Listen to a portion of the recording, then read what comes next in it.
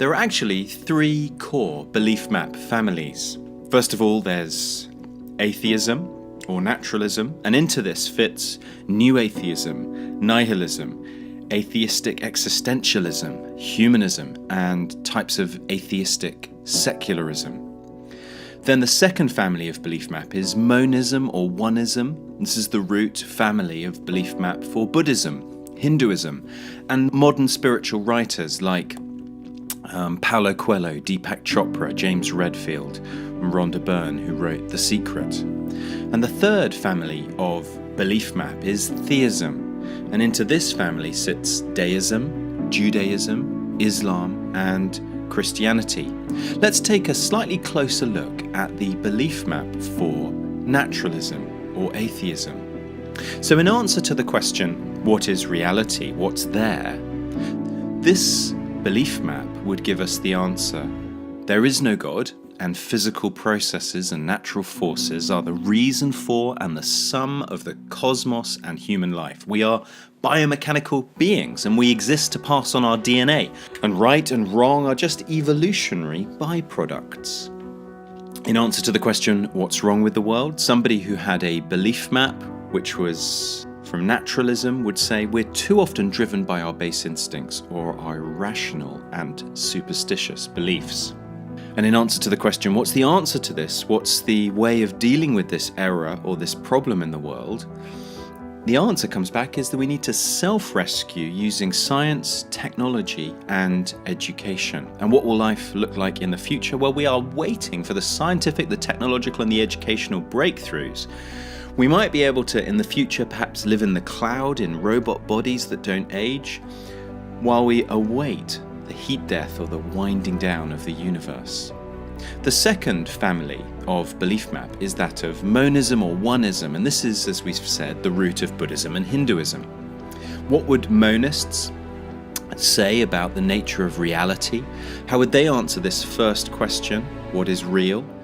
Well, they would say that the basic nature of the world, the universe, human beings, cosmos, and everything is that it's all one. There are no individual people or selves.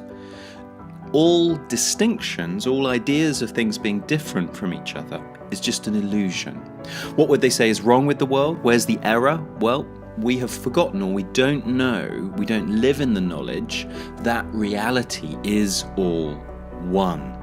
What do we need to do to fix this, to remedy this? Can we fix it? What's the answer? Well, we need to become enlightened to see that everything is one and adopt practices that help us to conform to this idea of the one reality. If I can think that all is one, then I will have a power over reality, and this will unlock my transformation and your empowerment.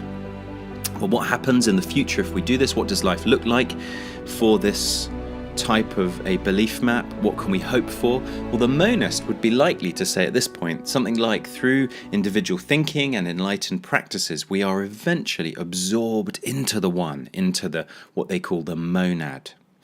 Now, let's turn to look at the belief map of theism, and in particular, we're going to look at the belief map of Christian theism, which, different from deism. Deism says that God made the universe, but God stands back from it. Christian theism says that God made the universe, and he's now sustaining that universe and revealing himself in it and through it, and redeeming it through Jesus and through what he has achieved on the cross. Well, what might Christian theism's belief map look like? Well, in answer to the question, what is reality?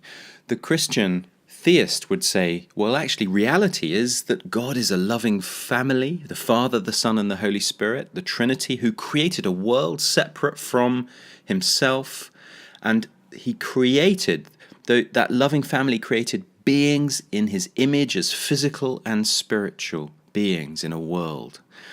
What's wrong with the world? Well, people have fought against God's love and law. We've refused God his rightful sovereignty, and we've become alienated and sinful.